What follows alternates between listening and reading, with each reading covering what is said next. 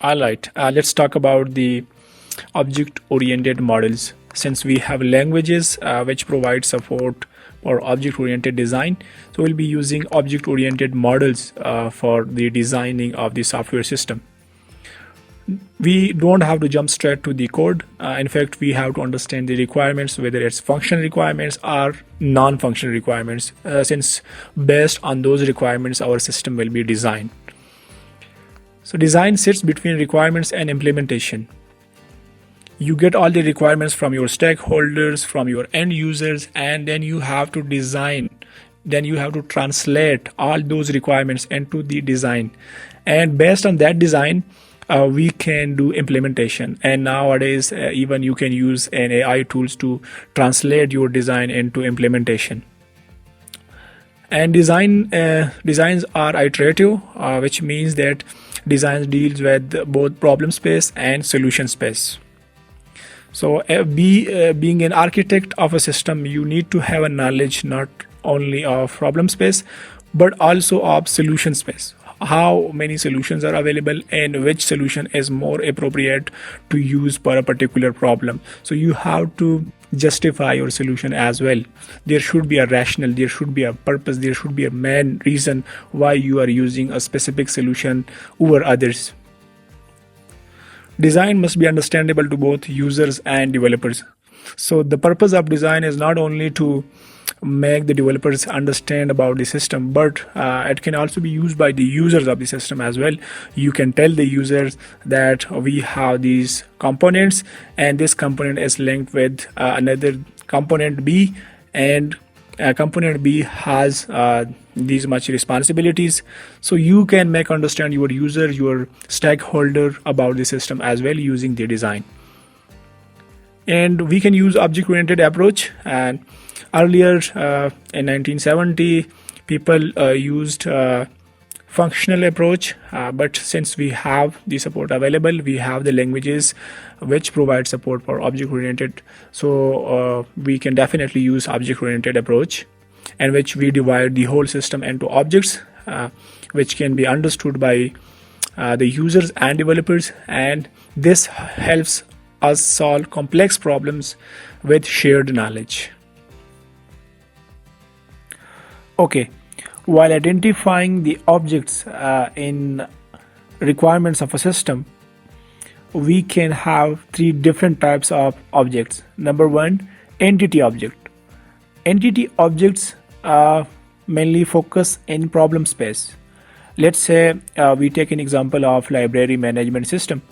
So there we can have entity objects like book, user, borrowing details. So these are some kind of objects which store persistent data in that system. Then we can have control objects, which are mainly used to handle events and coordinate action. So for example, in the same library management system, we can have control objects like book return controller, borrowing book controller, and some other controllers for coordinating different actions. Then we can have boundary objects, and boundary objects connect system with external world. So how an external world can be linked with the system, we can use boundary objects like user interface. User interface objects are the example of boundary objects. Role of software models. Why do we use software models? So help organize, design, and simplify complex problems. For example, you have an e-commerce website, so you can divide the whole system into multiple subsystem. For example, user, product, order, payment, and then you can easily understand each subsystem and you can design each subsystem. Ensures reusability, flexibility, and maintainability. So these are some quality attributes which can be achieved through software models.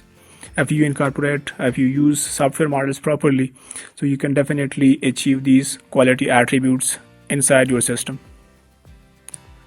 Serve as design documentation and map skeletal code.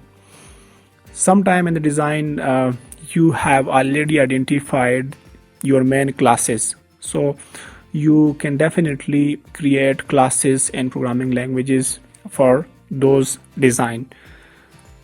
And we can also discuss the design document with the clients to discuss the requirements, like do you really want a system to have this property. And we can use unified modeling language for software models, where we will be providing visual notation for software models. Different diagrams will be focusing on different issues. For example, sequence diagram, activity diagram, class diagram, state diagram. So these are different diagrams, and the purpose of each diagram is different, and we will be having a look at each type of diagram later on in the course. Structural model shows what objects do and how they relate. For example, an e-commerce store, so we can have different type of objects like user, product, order, payment, and how these objects are interrelated. So this is something which we cover in structural model. All right, talking about the object-oriented models, how can we create object-oriented models? So there are 4 major design principles which can be applied. Only then you can design object-oriented models, and those principles are abstraction. Abstraction is a concept in which we hide the unimportant data from the user and only show the kind of data which is required to run a system. For example, if you are driving a car, so you do not know how the engine starts and how the oil is passed to the engine. You just know that you need to move the key in the ignition and the car will start and you can drive it. Same goes in software world as well.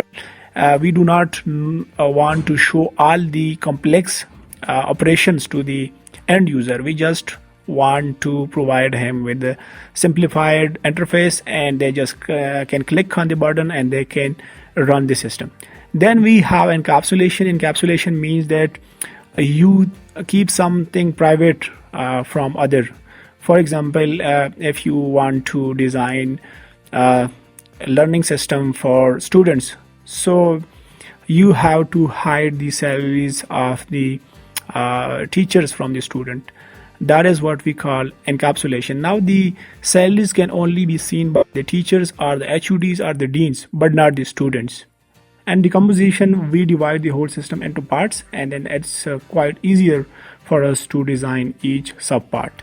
And generalization, we have multiple classes and all of the classes are having some common attributes. So then what we can do, we can make a more generalized class, and we can inherit all other classes from that single class. So we can reduce duplication using generalization.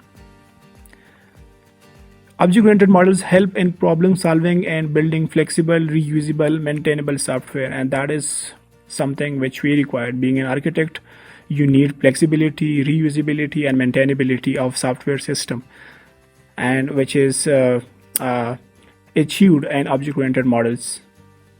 Key principles for developing good software design. Expressed in Java code and UML class diagram, abstraction, encapsulation, and decomposition. You will be having a look at each of the principle along with Java code and also UML class diagram for each of the principles, so that you can have a deeper understanding of each of the principles, because these principles are very important. Generalization explored through inheritance and interfaces. What is interface? We will be discovering this later on. And inheritance, where one class gets the properties from other class, and we will be having live code examples for each of them. So design principles and object-oriented model. Object-oriented models systems using objects guided by 4 key design principles: abstraction, encapsulation, decomposition, and generalization. So we will be starting with abstraction with live Java code. Thank you so much for watching this. Before you go, please don't forget to subscribe to my YouTube channel and turn on the notification bell so you never miss any of my upcoming videos. I regularly share valuable lessons, practical tips, and step-by-step tutorials to help you improve and grow. And if you are serious about mastering software design and architecture and want a complete structured learning experience, so I have created a full course that includes detailed lessons, assignments, quizzes, and downloadable workbooks to help you practice and apply what you learn. So if that sounds helpful, just check the link in the description below and enroll in the course today. I would love to see you inside and support you on your learning journey.